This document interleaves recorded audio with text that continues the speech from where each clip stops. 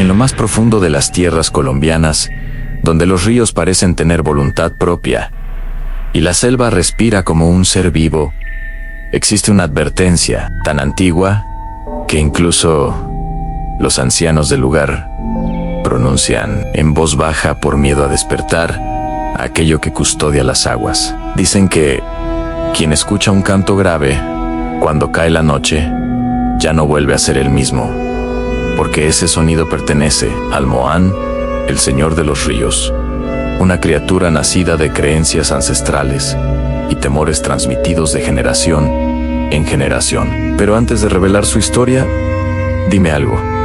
¿Habías escuchado alguna vez una leyenda que te hiciera dudar de la misma naturaleza? Porque esta, sin duda, te hará pensar dos veces antes de acercarte a un río solitario. Los primeros relatos del Moán se remontan a tiempos muy lejanos, cuando los pueblos originarios veneraban a los espíritus que gobernaban la tierra, las montañas y el agua. Para ellos, el Moán no era simplemente un monstruo, sino una entidad poderosa y caprichosa que podía decidir el destino de quien se atreviera a perturbar su territorio. Era protector y verdugo, guardián y maldición. Con la llegada de los colonizadores, la figura del Moán se transformó al mezclarse con supersticiones europeas, y así surgió el ser híbrido que hoy conocemos, en un hombre bestial de cabellera larga y oscura, como cieno, profundo, ojos encendidos como brasa, piel endurecida por el agua y el barro, y una voz tan hipnótica que podía quebrar la voluntad de cualquiera. En un pequeño poblado llamado San Aurelio, rodeado por vegetación espesa y por el rugido incesante del río Raudal, vivía una joven llamada Amalia. Ella era conocida por su valentía y su espíritu libre, cualidades admiradas por muchos y temidas por otros. Su sonrisa iluminaba incluso los días más nublados, y sus pasos eran tan seguros como los de quienes han crecido entre el barro, los árboles gigantes y la niebla del amanecer. Sin embargo, los mayores del pueblo siempre repetían la misma advertencia: no te acerques al río cuando la luna esté llena. Ese es el dominio del Señor de los Ríos, y Él no perdona a quienes desafían su mirada. Amalia,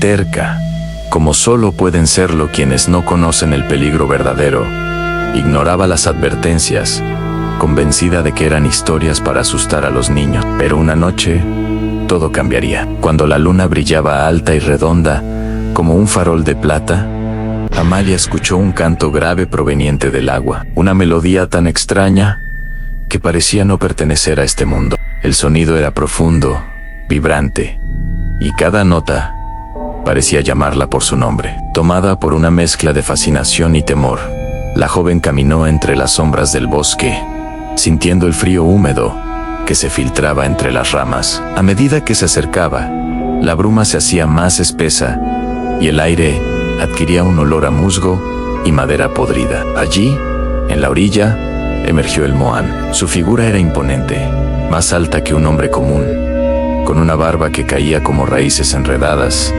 y ojos que ardían con una luz antinatural. Amalia quiso retroceder, pero sus piernas no respondían. El Moán la miró fijamente, y su voz, cargada de ecos antiguos, dijo: has venido hasta mí, y nada en este mundo sucede sin razón. La joven quiso gritar, pero su voz quedó atrapada en su garganta. Estaba atrapada en su hechizo, tal como les había ocurrido a tantos antes que ella. El espíritu extendió sus brazos, tan largos como ramas extendidas, y con un movimiento tan suave como el fluir del agua, la envolvió, arrastrándola hacia las profundidades del río. Las aguas se cerraron sobre ellos, y como si nunca hubiese existido rastro alguno, el río recuperó su calma, reflejando la luna en un silencio engañoso. A la mañana siguiente, los habitantes del pueblo hallaron el pañuelo de Amalia flotando enredado entre raíces,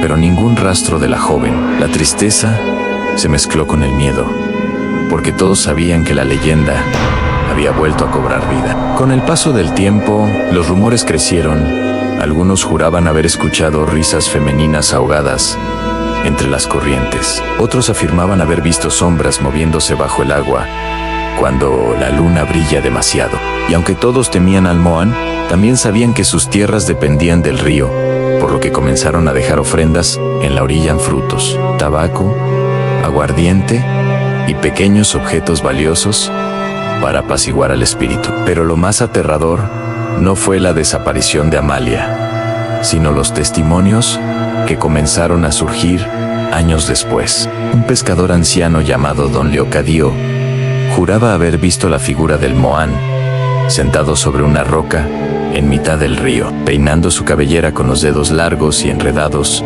mientras murmuraba nombres que el viento arrastraba. Con la voz temblorosa, el pescador contaba que sus ojos brillaban con una intensidad sobrenatural, como si observara algo más allá de lo visible, y que en ocasiones detrás de él aparecía la silueta borrosa de mujeres jóvenes atrapadas entre la vida y la muerte. A pesar de estos relatos, la gente de San Aurelio continuó viviendo, aunque siempre con la sensación de que el río los vigilaba. Y así permanece la leyenda, flotando entre los árboles, en las corrientes y en cada reflejo que se forma al caer la noche. Algunos dicen que si te detienes demasiado tiempo mirando el agua oscura, podrías ver un rostro que no es el tuyo.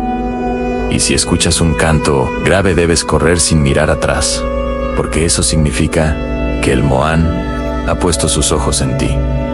¿Tú qué crees? ¿Es solo una historia para asustar curiosos? ¿O realmente existe algo más antiguo y misterioso, escondido en las aguas profundas de Colombia? Cuéntanos tu opinión en los comentarios. Comparte tu experiencia. Si conoces relatos similares, y apoya este contenido dejando tu me gusta, suscribiéndote y activando la campanita en nuestro canal Historias, Secretos y Curiosidades, donde seguimos explorando las leyendas más aterradoras del mundo. Y prepárate, porque lo que viene será aún más escalofriante.